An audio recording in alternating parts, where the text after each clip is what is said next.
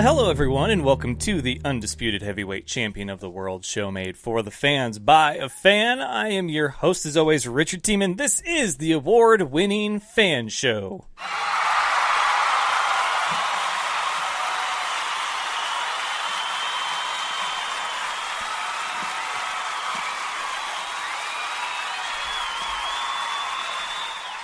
I suppose that introduction should change just a smidgen. It's also the always growing, ever evolving fan show, which, in case you missed it, the big announcement part 2, announce harder, or whatever the funny names were that you guys came up with last week, was revealed on Friday the 13th, and it was supposed to be done on 7/13 at 7:13 p.m. Pacific time, but technology and me sometimes don't always get along. I had this whole idea planned out, and then when it didn't work, I was like, screw it, and just recorded a video, selfie style, and revealed the big news for the fan show. It was a lot of fun. I suppose in the grand scheme of things, now this was supposed to be the bigger of the two announcements, but it really... it's still a big announcement, but it didn't gain nearly the reaction as the announcement before that did about me announcing and becoming a free agent. So with that then, that is part of our headlines portion today, so let's go ahead and get through the formalities, if you will.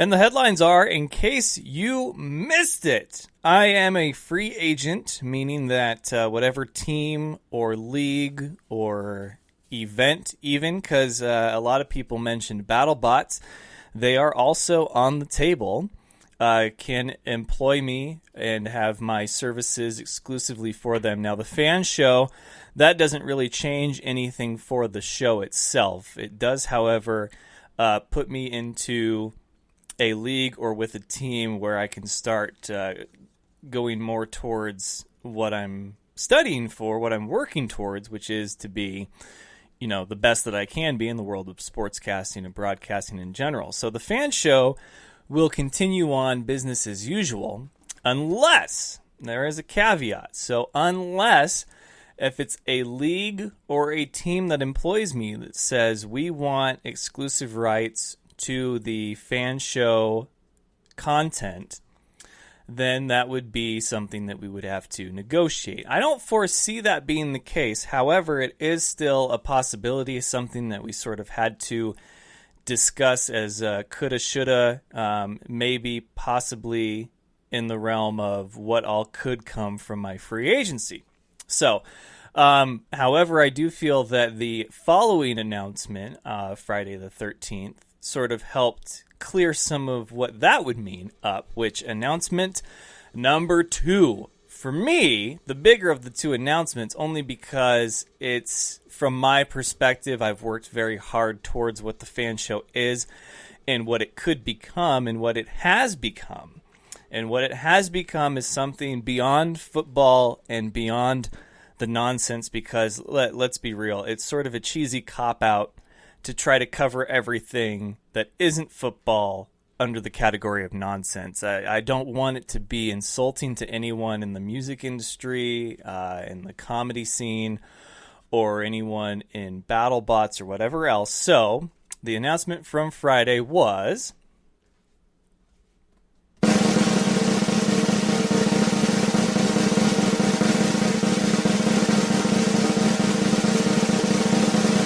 I present to you Fan Show Divisions. That's right. Instead of just the Fan Show with a football on the logo, we now have 4 other editions.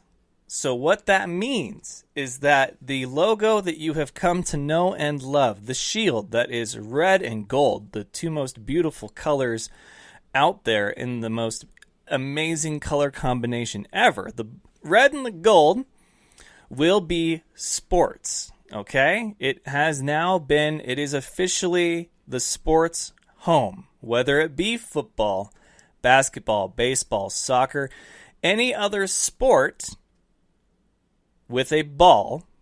I guess badminton could get thrown in there. So we'll say tennis, golf, all right? If it's got a ball, this is probably its home. You too good for your home?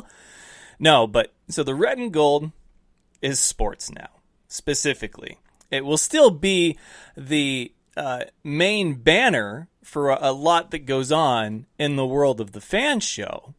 However, you will see that one more specifically in events that are of a sporting nature. So, in other words, if I do a tailgate party for the United Bowl, you're going to see the Fan Show original logo. As far as other events, though, really, let's go down the line. So, of the now, what would be 5 divisions, because the main logo is its own division now, sports. Okay, we've covered that one. The next one, music. You're looking for the logo that is the bright neon green and pink, paying homage to the 80s, including the cassette logo that is on there in place of what would be a football. So we have a music division. If I would have gone and covered Warped Tour, that would have been content for the music division. Any concert I attend, music festival, or any musical acts that make a special guest appearance on the show will be covered under the music division. The next division, wrestling. Am I right? We've done a lot of coverage of wrestling, and for the most part, the Fan Show's logo with the football has worked okay, but it's also been a little misleading. So we went ahead and said, let's go ahead and have a division specifically dedicated to wrestling, because it is quite an entity in itself, is it not?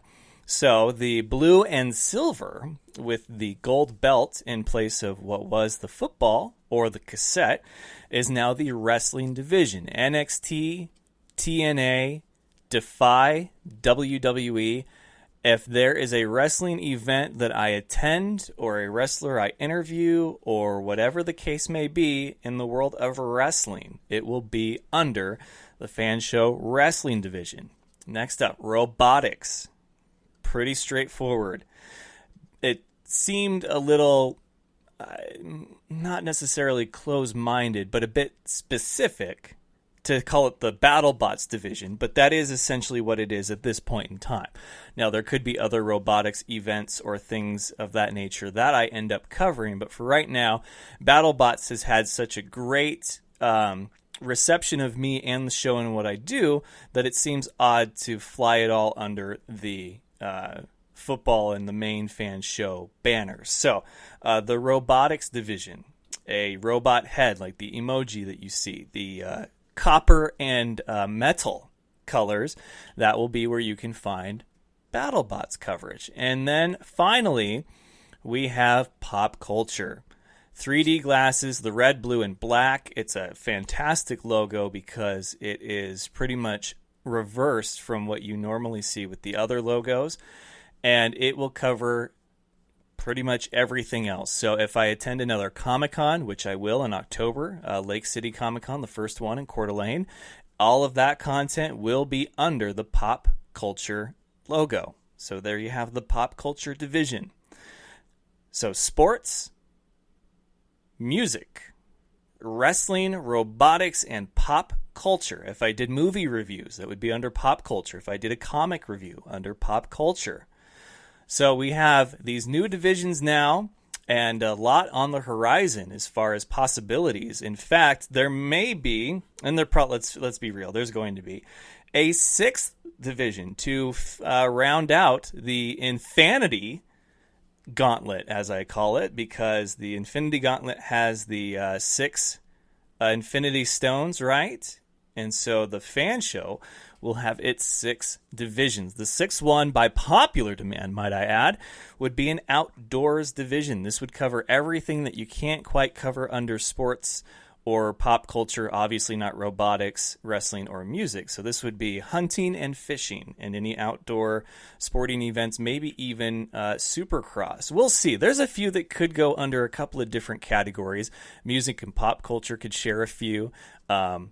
wrestling and the sports one could share a few. So there's a few that could obviously bleed over from one to the other. But the point is that everything that the Fan Show does now has a home. So thank you so much, Fan Nation.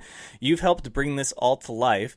And it's been a fantastic ride. And I feel that we kicked down the door of opportunity with these new divisions, that there's nothing that we can't do here on the Fan Show. So as for moving forward with the show, obviously tomorrow night is supposed to be the BattleBots Weekly Special. Now, the show will typically be under the main logo, the one that we all recognize, the red and gold with the football.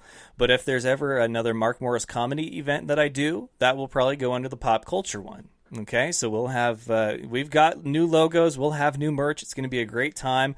I'm very thrilled about everything that is happening for the show right now.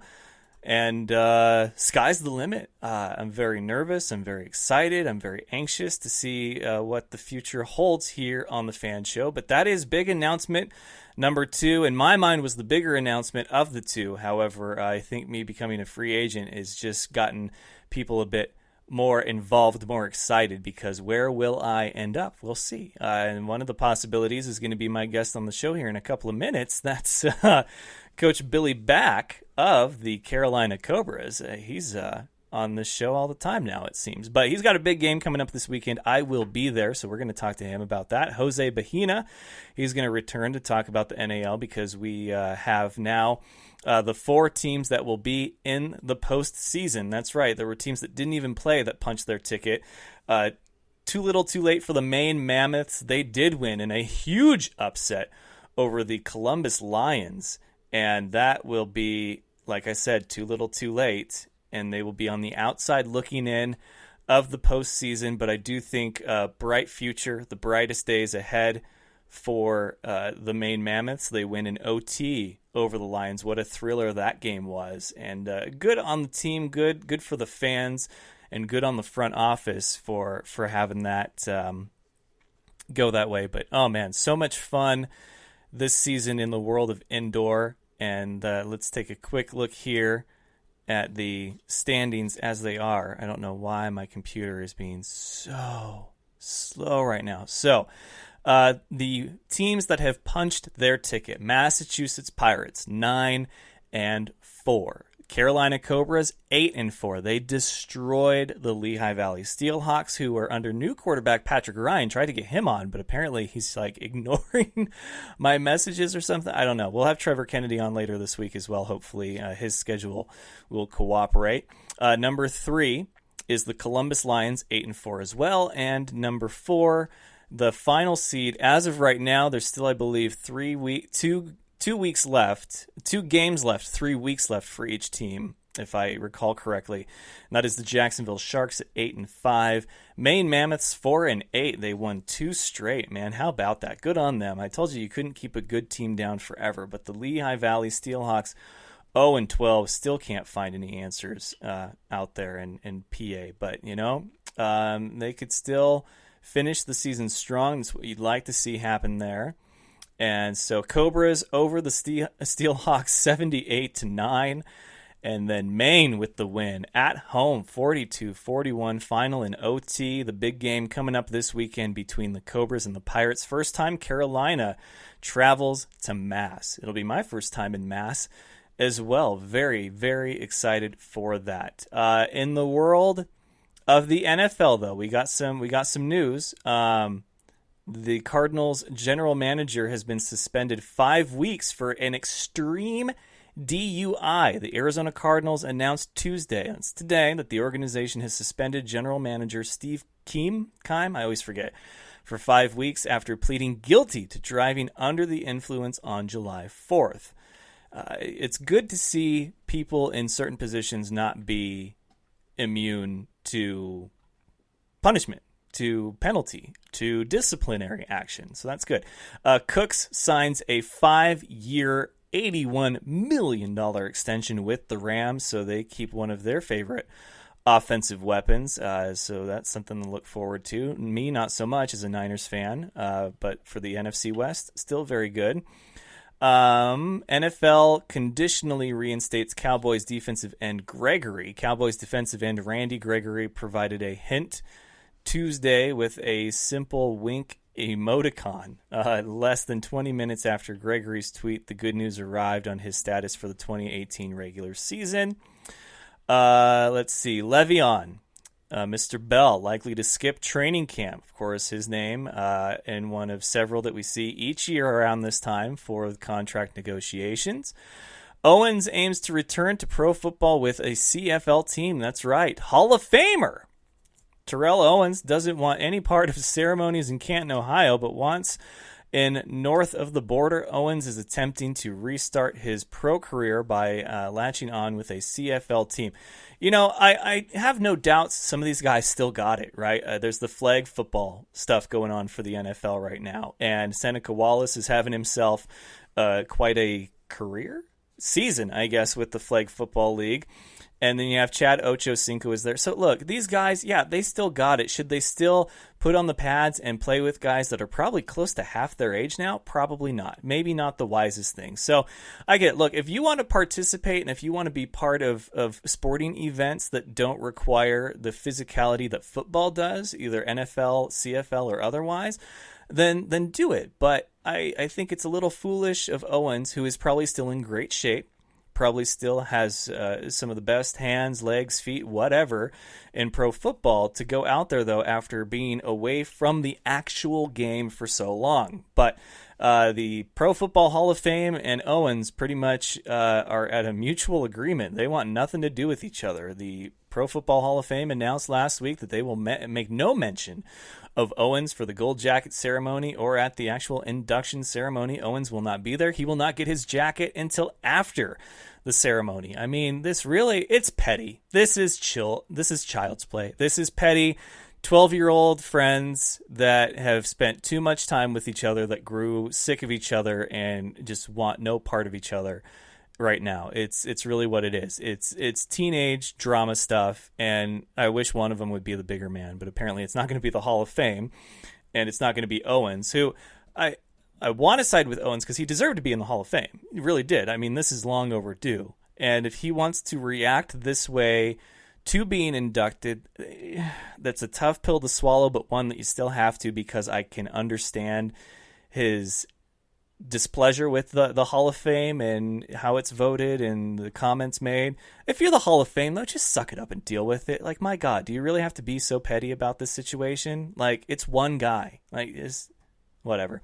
So anyway, that's going to do it for the headlines. I'm going to go round up my first guest, Coach Billy Back of the Carolina Cobras. We'll be right back with more of the F.A.N. Show after this. You're listening to the F.A.N. Show, your home for all things football and nonsense. My special guest tonight, Farouk. Farouk, welcome. He's no expert, but here's the thing. Football and nonsense is what he brings. Sports talk with a twist.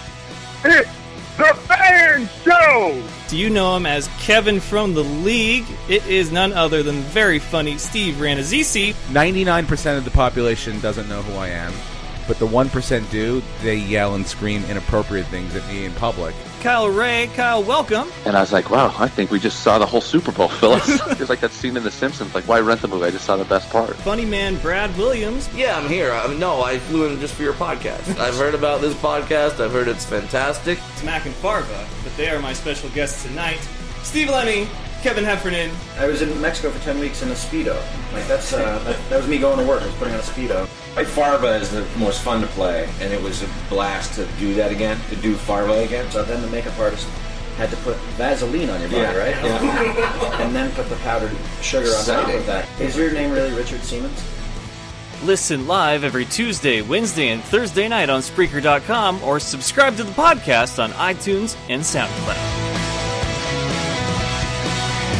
All right, ladies and gentlemen, we are back. My guest tonight is a straight shooter, as I like to call him. He always cuts out the BS and nothing but the truth, and we're going to get that from him about his big matchup this weekend, not just on the field, but who can wear the polo better between him and Amir Ishmael. It is Coach Billy Back. How you doing, Coach? I'm doing good, Richard. Thanks for having me on. Yeah, this is a highly anticipated game, to say the very least. I mean, it might as well be the championship because in a league of 6, the top 4 have traded first place, second place, third, and fourth all season long. And so now a game that probably has the most postseason implications out of any of them happens your guys' first time in Mass. What's the mood been like in the locker room this week? It's been real loose. It's the next game. We control the outcome.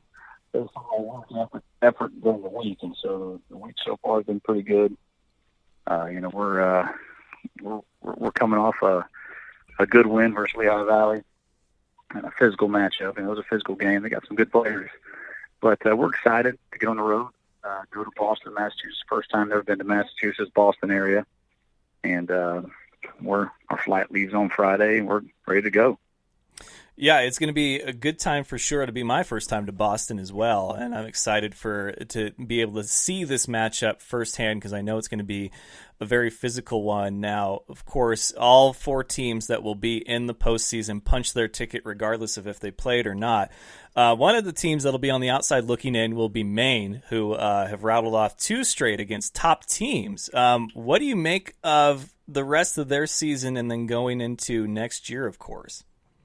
Well, I told, Jeff Boshi early on, I said, I'm glad we played Maine early once and late. I'd rather than play them both early because that's what, Coach Fuller, Portland's wasn't an ideal destination to start the season.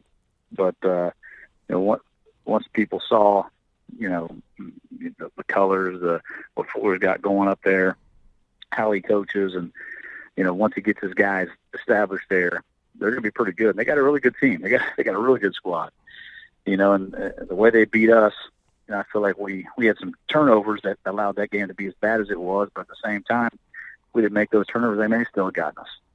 And then Columbus Lions went up there and saw the exact same thing we seen, and had to try to deal with the environments we dealt with. And it's not an easy place to play.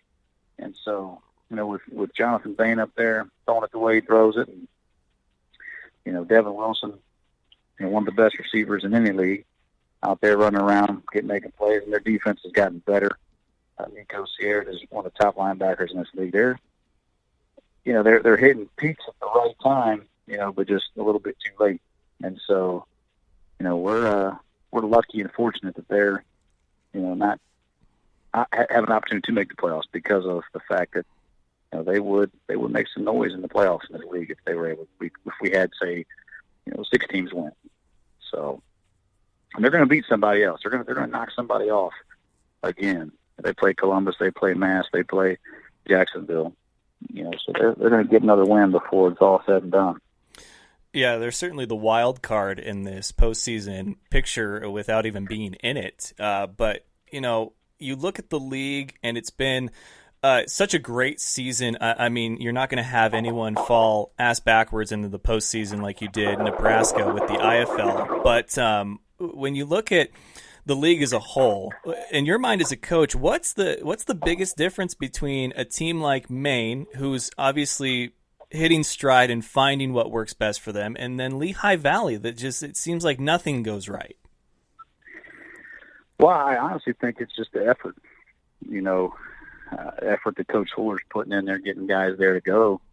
What hurt Lehigh Valley was their coach left, a week before the season started. Took a lot of their best players with them.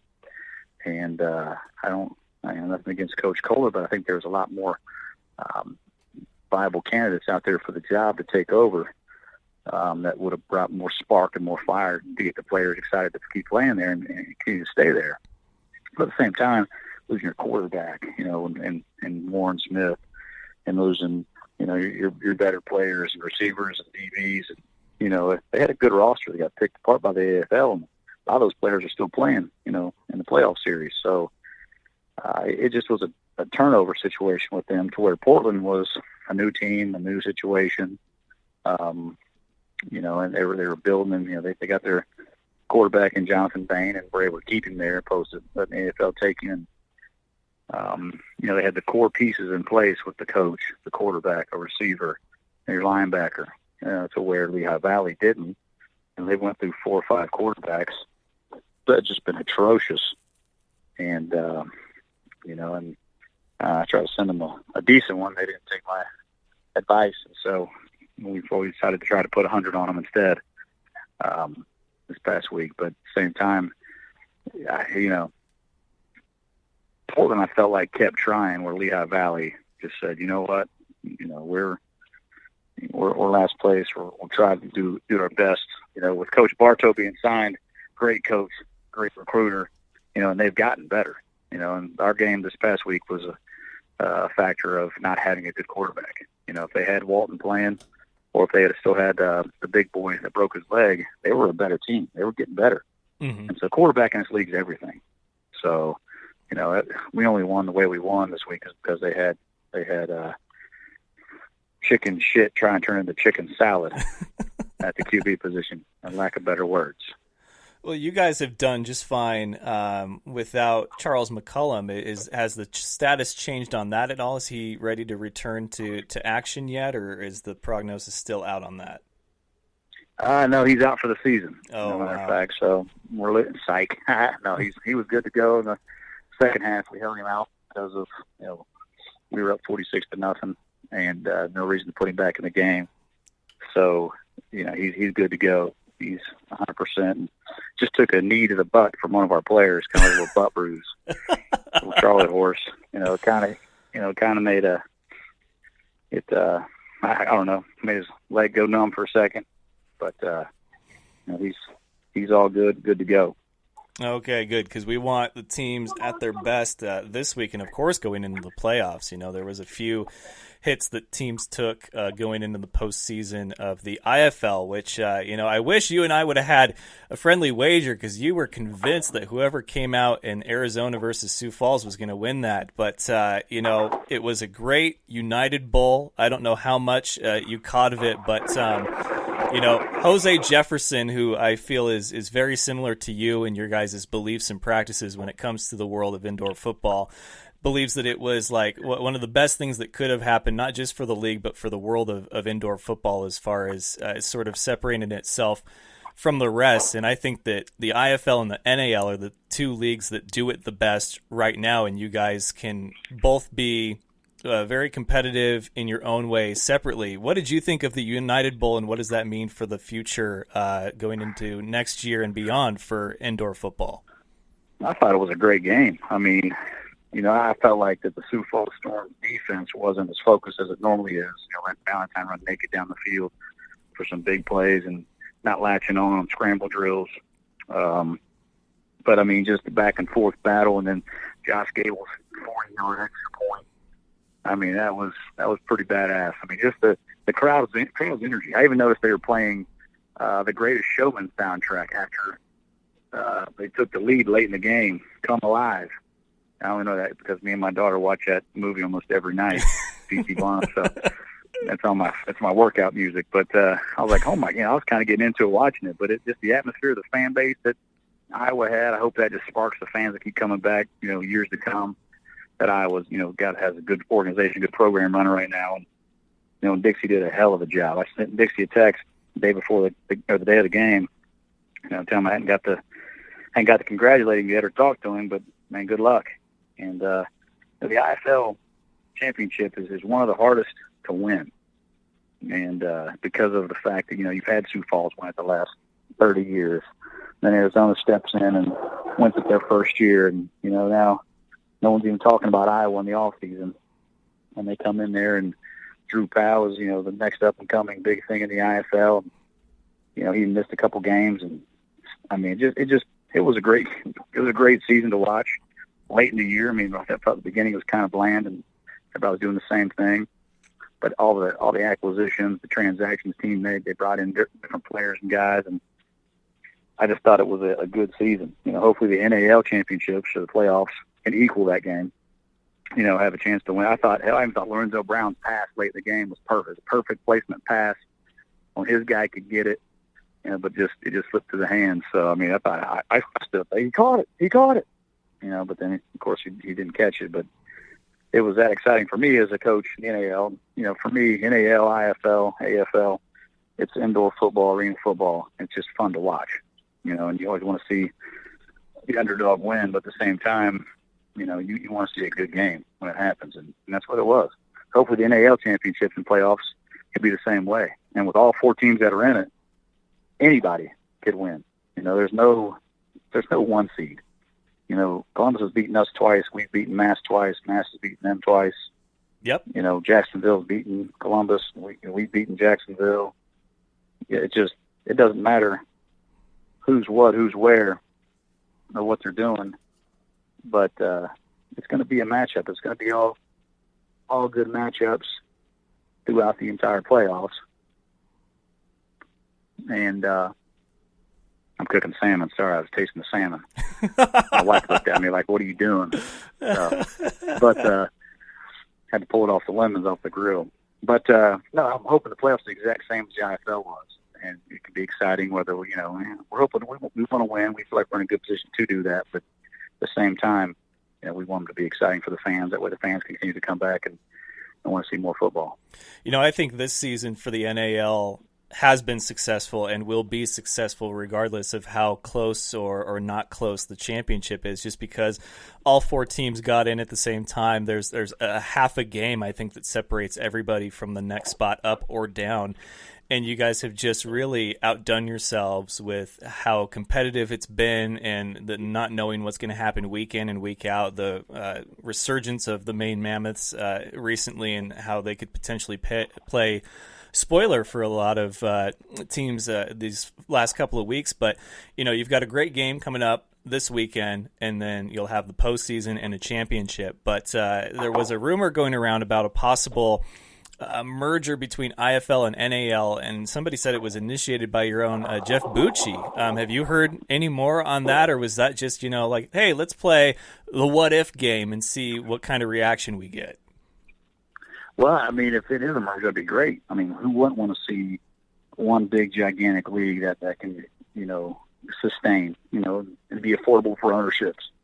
The NAL and the IFL. I'm not sure that I think we have too many egos where we wouldn't come up with a name. It'd be the NAL IFL, I'm sure. But it'd be nice if they just merge all these leagues, the CIF, the IFL, the NAL, and just become one league, opposed to having so many leagues. But I still stand by the NAL and the IFL as the 2 top leagues, just because of gameplay, talent, what you get day in and day out, the coaches in the league, and just the uniformity of each league. I like what the NAL's doing player wise, uniform wise, sponsored by Adidas. The going above and beyond to get the pro look. Same with the IFL. You have pretty good arenas besides Cedar Rapids that all look good. When you're watching the YouTube version, I feel like to see Nebraska get a little bit more information on their field, like danger in the end zone or something. But Barnstormer, Sioux Falls, Arizona, those are 3 teams that always look professional. But it's just all about the professional look. And these players that are playing the game, they're using this as a platform to get to the next level. And the more professional their film looks, the more of a look they're going to get, opportunity they're going to get. If we see a film from a guy from the CIF or the whatever, AIF, AFL, whatever it is, lower league, and it's bent walls and bad turf and dumpster juice uniforms, I'm not even watching their film, to be honest with you, because it's not the professional look. And, I don't know what talent you're playing against. And so I want to see that person in person. I want to see you in person. Yeah. So if there's a merger with these leagues, great, because there's 2 professional leagues. But I don't really see that ever happening because of differences in opinions and thoughts and what league's better, what rule set's better for one, the arena style or the indoor style. So that being said, I don't think that'll ever happen. But if it did, I think it would be a huge move for the indoor world, to where you have your regional divisions, and then your winners of each region play each other. And for the playoffs, and there's no heavy travel until late. So I don't know. If Boshi's just out stirring the pot, he's pretty good at it. And he's pretty good at what he does anyway. So that would be kind of cool if it happened. I'd be all for it. Yeah, I think the Midwest is a bit oversaturated, but the IFL has sort of separated itself from the rest of the herd, if you will. I think it's a more attractive destination for players that are a fan of the Midwestern style of indoor football. But you guys in the NAL and the IFL, I think, could coexist with separate leagues. To see a merger would be fantastic, but I think it's too tall a task, at least for right now. But to have a dominant Midwest league, the IFL, and then one in the East, all you'd have to worry about really is just the West. But of course, there's so many variables that you can't control that go into how that would work. So I think for right now, you guys make it look really good in the East, the IFL in the Midwest, but who knows what the future holds? Bucci could do it. He could pull it off. Maybe even John Pettit. But, these are all people that I've, gotten to know over the last few seasons and excited to see what the future holds. And as a free agent, you're one of the only coaches that's sort of made a comment. What's your pitch to me, Coach Back? Well, I mean, we can feed you ramen noodles, water with lemon. I got lemons right here on the grill. I can put them in water right now. Whoever gets you here, no, but I think it'd be, for you to get away from Spokane for one, because you want that northwestern accent that, you sound like you may say milk funny or something different, but, to get away and see the world besides being trapped up there where nothing rains all the time. What rains and snows, you get sun for like 3 days up there. What's it like up there? Yeah, I think we're on a record fourth day right now. Yeah. Yeah. And then you got to root for Oregon or Stanford you got to watch Pac-12 football. How horrible would that be? I mean, Big 12 was bad enough living in Texas, but now we're back to the SEC Big 10 area, which is great. So you would probably enjoy it. So we could get you here, and we don't have a color commentator. We don't have a marketing media guy that we could use. I think it'd be a good fit. Rob Storm, if you're listening over in Barcelona, got to get Richard here. And, I think we could get the F.A.N show as the official show of the NAL. And, or we can make that, tie it in, and where you can just leave the other leagues alone, since you've pitched it to them in the past and they've declined to take it. You know what I mean? So yep. I'll be your biggest advocate in the NAL. I'll talk to Coach Siegfried and see if we can't get you here in the NAL and Rob Storm and as our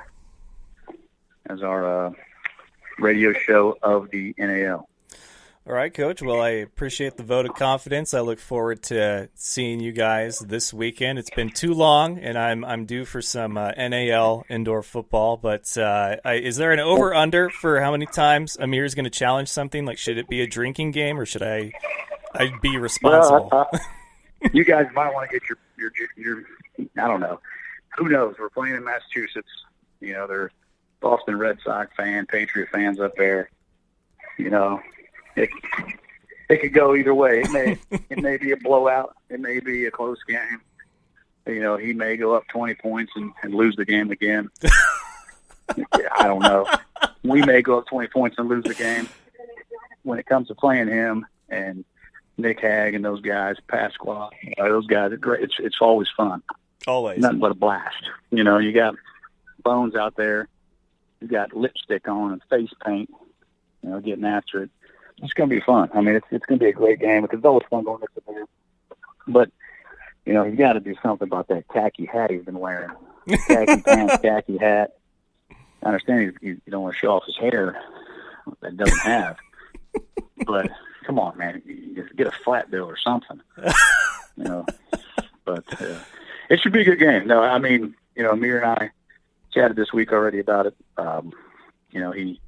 He's game planning. He wanted to know our 21-man dress list for last week's game, and he kept emailing and texting about it.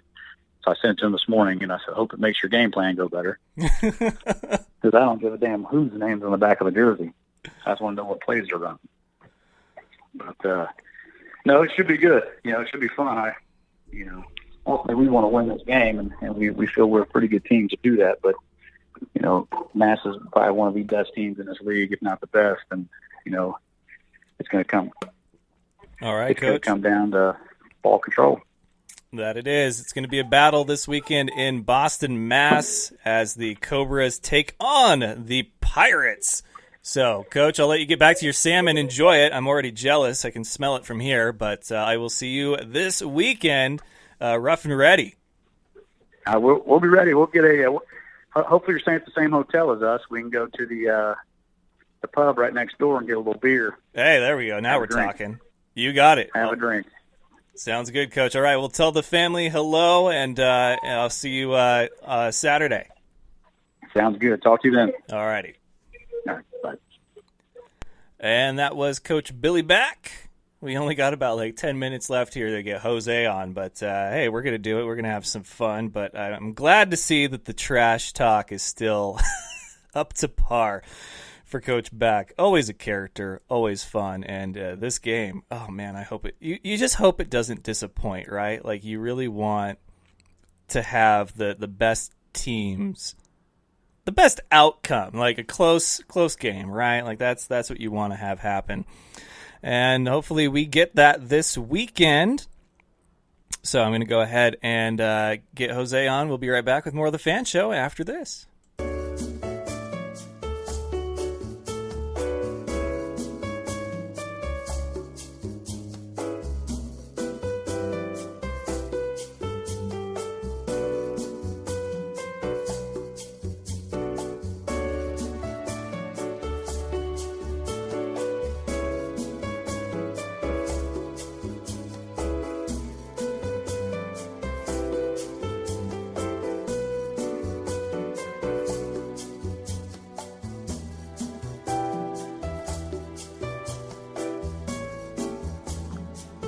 All right, ladies and gentlemen, we are back here to help me wrap up this Tuesday edition of the Fan Show. Is one of the men who covers the Cobras exclusively, and that is Jose Bahena, and it's Carolina Cobras Day apparently on the show. How you doing, Jose? Doing pretty good, Rich.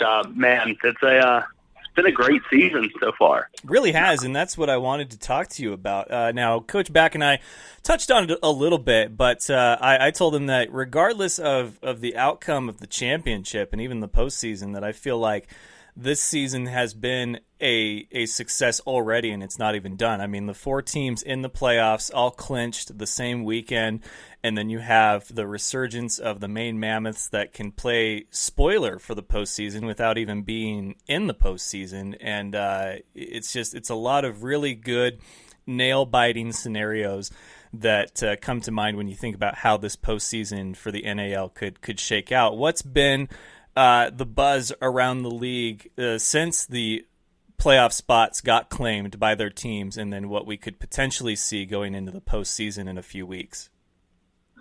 Well, right now it's all about that home field advantage, really. That's what everyone's vying for, and like I said, we got the game between Carolina and Mass, currently 1-2 in the league, so that's going to be a big factor. Like I said, I know everyone down here, there's a great Cobras tailgate group. They're all crossing fingers and and hitting their knees, hoping for a home playoff game for the Cobras. Because I don't think at this point, I don't know who would want to go on the road to play any of these teams. Yeah, I completely agree. Coach Back even said that it's like he's like we've beat Mass, and Mass has beat Columbus, and like Columbus has beat Jacksonville, and Jacksonville's beat us, and we beat Jacksonville, and it's round and round and round it goes. And you'll talk yourself in circles doing that. Yeah, it's fantastic. I really do love it. And I think that the postseason, regardless of how the matchups go, I think we're going to get probably 2 and then 3 of the best games that we've seen all season. Now, that's pending any sort of freak accident like an injury to a key player, but to have Maine sort of beat the 2 of the top teams in the league in the last 2 weeks, one being Columbus, the other being Carolina, and they still have, I think, 2 more top teams to play before the season ends. I mean, if you're one of the 4 that's in the postseason, you're looking around at everybody, but then you also have to look at Maine now and be like, damn it, like who do we play them? Like who else plays them? Like we got to really pay attention to this game, which I think adds this wild card element to it that's going to be really entertaining. Yeah, that's the big thing. Actually, I talked to Devin Wilson last night, wide receiver of the Maine Mammoths, and he was telling me how just everything was starting to click for them, and really, it's just a little bit the day late, dollar short for the Maine Mammoths. But this is really the team that a lot of people expected them to be all year long, and he told me the secret is apparently it's the Maine lobster. That's what's clicking for them. That's the secret to Maine's recent success. It's the amount of lobster that guys are eating and seafood. Yeah, because I'm looking at the schedule right now. So they play Lehigh Valley this weekend, but then they will end their season against, looks like the Lions one more time, and that's at home. And then they will also play, So Maine is at home against Lehigh Valley, and then they are on the road against Columbus, and then they close out the season at home against the Sharks. So if you're the Lions of the Sharks, especially the Lions, you got to be looking at that game and then the one after and thinking, man, like how could this shake out? Because it's no longer just worrying about yourself, really. It's worrying about a team that's not even in the picture that could just really cause some chaos. But Columbus and Carolina closing out their season against each other, I think, will probably be the game with the most implications, at least at that point, pending what we see this weekend against Mass and Carolina. Yeah, that's going to be, like I said, that's going to be a big game to watch this weekend. Carolina and Mass, whichever way this goes. Like, I'm sure Coach Back brought up, they're 2-0 against the Pirates right now, and last time we watched them play in Carolina, Massachusetts, they blew that 20-point lead in the fourth quarter. So that's been something that I would think a lot of Cobra fans have clinged to, knowing that was the last quarter play between these two teams. Yeah, and those two games were in Carolina. This is their first time in Boston, so hopefully the home crowd brings the noise, because you'd love to see a good rowdy crowd for a game of this magnitude, knowing that it's not even the postseason yet, but what it could mean for it. In your mind, we also talked, Coach Back and I, about the potential of a merger. Now, I'm under the belief that the IFL has separated itself from the rest of the Midwest leagues, the AAL and the CIF and whatever other, like there's a dozen of them in the Midwest, right? And it's such an oversaturated market. But with that United Bowl, they really are head and shoulders above the rest, just because they haven't had a team quit midway through the season yet and have to fold up shop, which a lot of the other leagues do have happen. So it's been the most consistent, the most talented, and now the best product, 3 champions in 3 years, which is a great look for the league.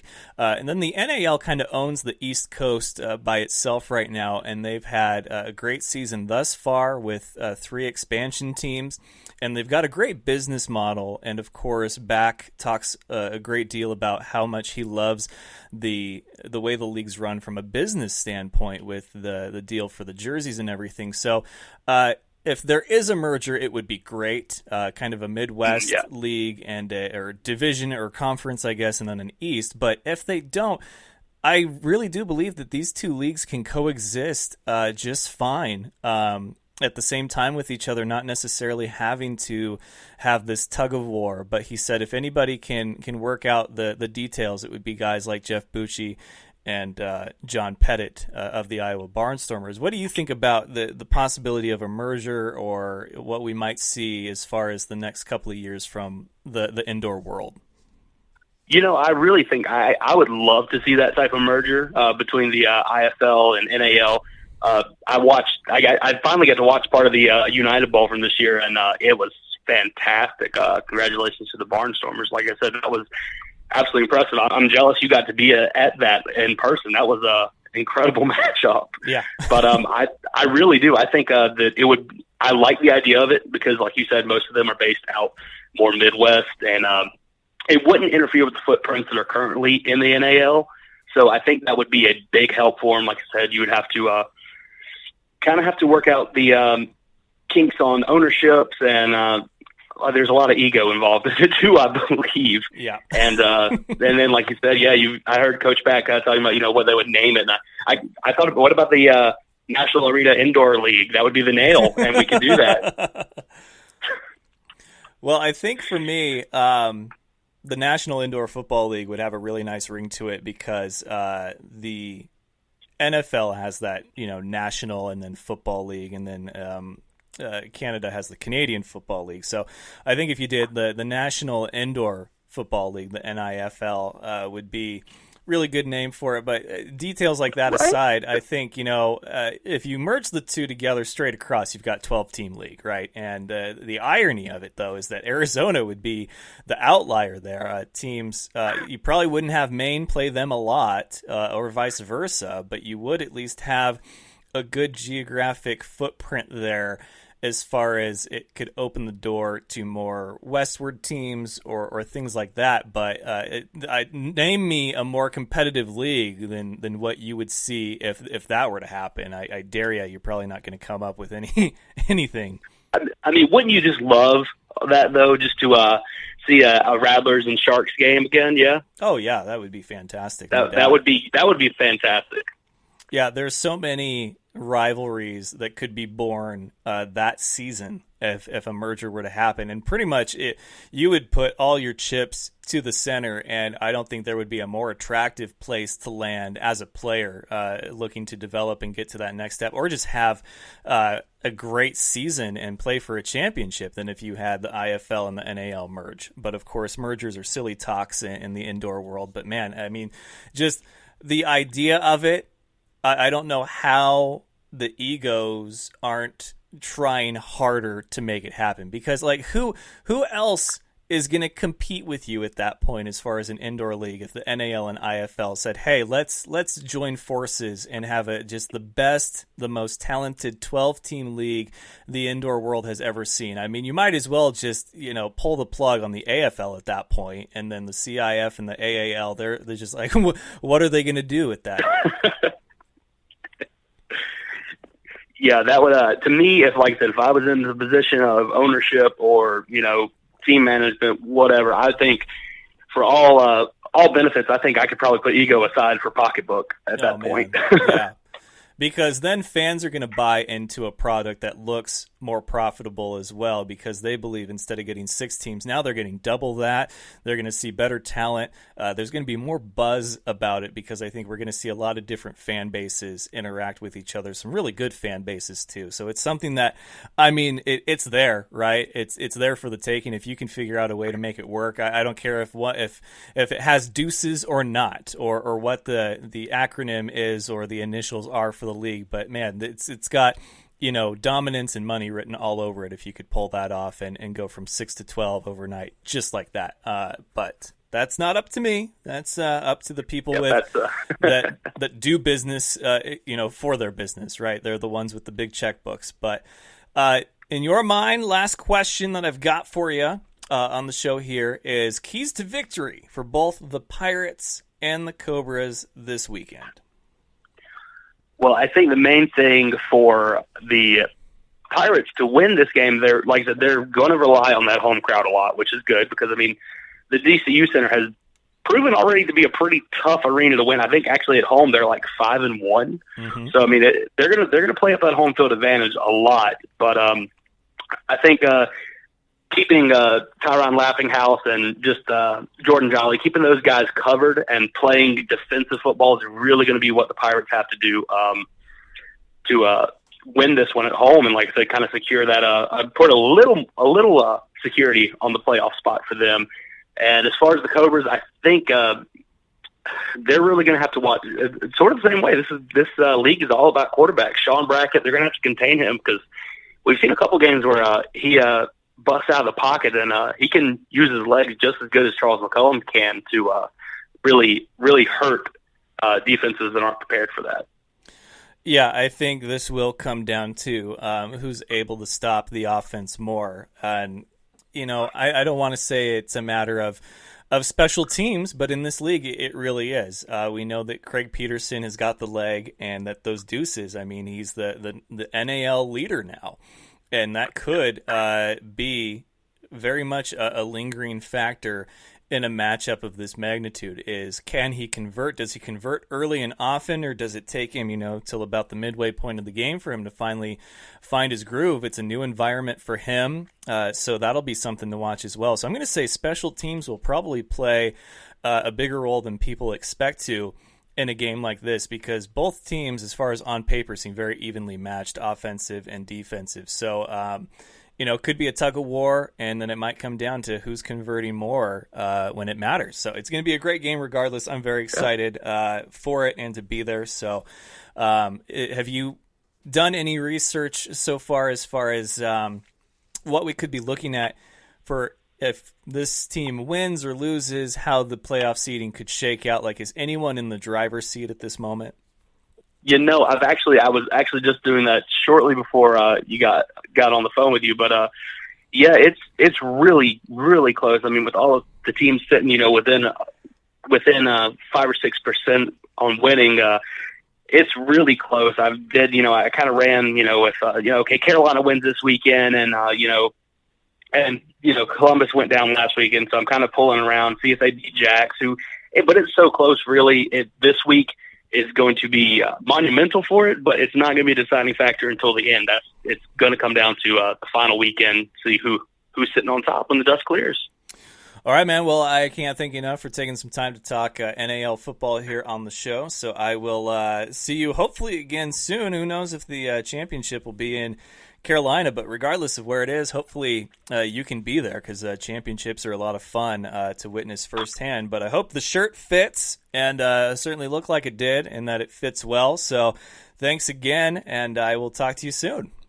No problem. Fantastic. But one other side note I was going to say, man, I had to fill in on some color commentating this past weekend at the game, and I was thinking, boy, I know a guy who could do this pretty well, who's might be in the market. So like I said, hey, maybe that'll work out that, maybe you and I can be the broadcast team next year for the Carolina Cobras. You never know. Hey, man, there's talent all over the place, so I'm all for trying new things, because it's the new things that seem to, if they work, it's great. If not, then it's sort of, you have more to gain and less to lose, and I'm all right with that. But whatever they want to do next year, yeah, we'll see how the dominoes fall, but it's been a fun ride in free agency so far nonetheless. But Jose, you have a great rest of your night, and I'll talk to you after the weekend.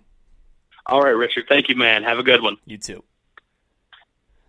All right, folks, that is going to do it for this Tuesday edition of the Fan Show. Don't forget, tomorrow night is our BattleBot special. It's still under the logo of the original Fan Show logo, the sports one, but of course, we've got some changes on the way. I think the site will probably relaunch 1st of August, which will be like its second relaunching, or third. I don't know. I'm terrible with websites. I really am. I just do my best to try to keep up with them.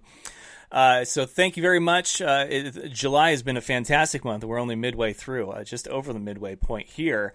And I feel like it's going to finish strong. So thank you so much to those of you that have liked, listened, and loved, and shared, and supported everything that we do here on the Fan Show. So for those of you that subscribe or haven't yet, iTunes, SoundCloud, iHeartRadio, soon to be Spotify, and Spreaker is the home of where I broadcast to you from.